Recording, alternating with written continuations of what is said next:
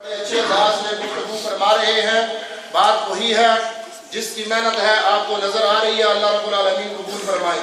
हमारे आज की इस महफिल के 5वें मुकर्रर अब्दुल राफे साहब हैं, वो आए और आप हजरात के सामने इस प्यारी धरती, जिस प्यारे वतन के ऊपर हम रह रहे हैं, मेरा पाकिस्तान के उन्वान से गुफ्तगू फरमाए।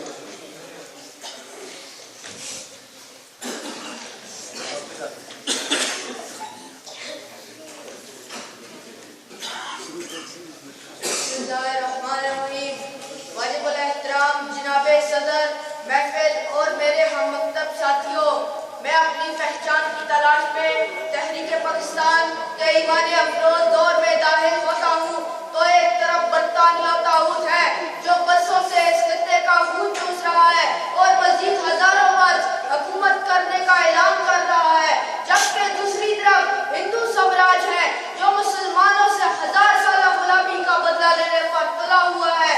इन दो अफरीयतों के दरमियान मेरा अजीम कायद मोहम्मद अली जिन्ना खड़ा मुस्कुरा रहा है। कायद की पेशानी पर फतेह अजीम की बिशारत लिखी है। वो इत्तेहाद तंजीम और ईमान का असला लेकर वक्त की बुलंदियों पर उड़ते हैं। उनकी आवाज वक्त का सीना चीर कर हर मुसलमान के दिल की धड़कनों में उतर जाती है।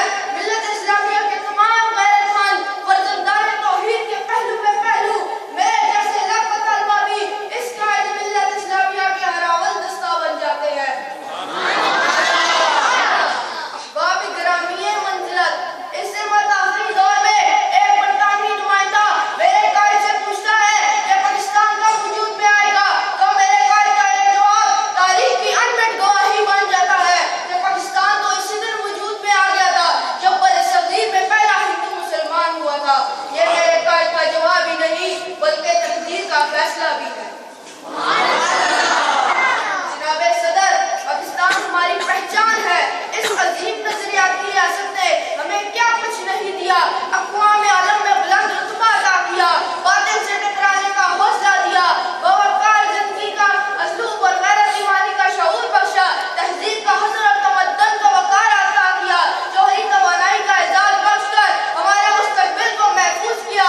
आज फिर बातिल कुव्वतें फिर हमारी गैरत ईमानी को ललकार रही है, लेकिन मैं दुनिया को यह बताना चाहता हूँ कि हम कायद के सिपाही और इक़बाल के शाहीन हैं। हमने पाकिस्तान बनाया था, हम इसे बचाएंगे।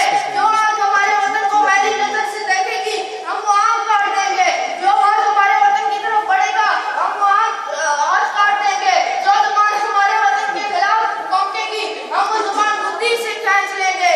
खून दिल देकर निखारेंगे रूहे बर के गुलाब, हमने वतन के तहफ़्फ़ुज़ की कसम खाई।